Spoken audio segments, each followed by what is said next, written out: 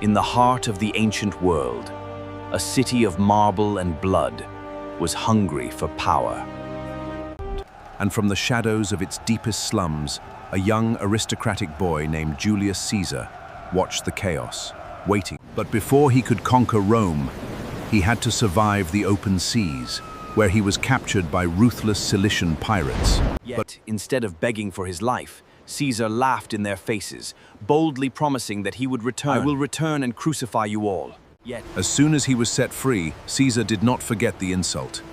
He gathered a small navy and a force of men, vowing to make them pay and execute every single one of them, a promise he brutally kept, proving to the world that Caesar never forgets.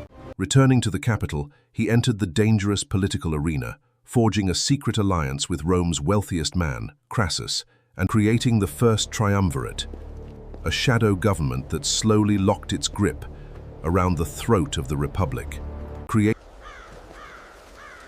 He needed unmatched military glory, turning his eyes north toward the wild lands of Gaul.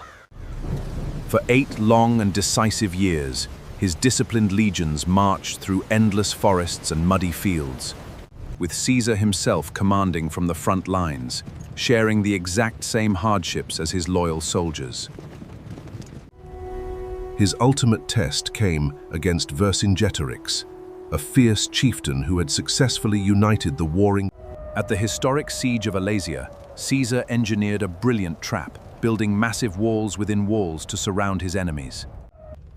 The victory was absolute, forcing the proud Gallic chieftain to kneel and surrender his weapons at Caesar's feet. With Gaul conquered, Caesar's letters back home made one thing clear: he was no longer just a politician, but a living god to his men. Terrified of his unchecked power, the Roman Senate and his former ally Pompey issued a final ultimatum. To obey meant death. To refuse meant treason. Standing at the edge of the northern border, Caesar faced until he famously declared, "Alea iacta est," the die is cast, and ordered his march across the forbidden Rubicon. Rome instantly plunged into a devastating civil war, forcing Pompey to flee as Caesar hunted him across the ancient world. This relentless pursuit led him straight to the shores of Egypt, where he crossed paths with the brilliant and enchanting Cleopatra, forming a passionate political alliance that would secure both of their empires.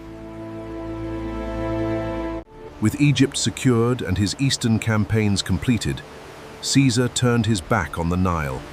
He was returning to Rome.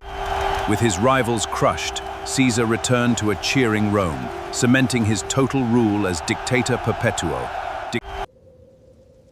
He now wore the royal purple, minted coins bearing his own face, and ruled a republic. But in the dark corridors of the Senate, a deadly conspiracy was growing among men who claimed to protect liberty.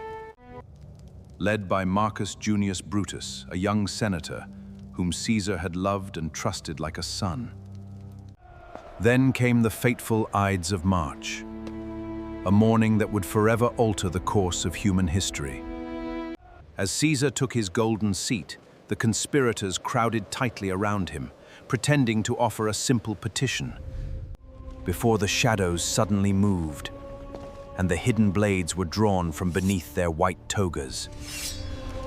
Time seemed to stop as Caesar's gaze found Brutus standing in the crowd. Et tu, Brute?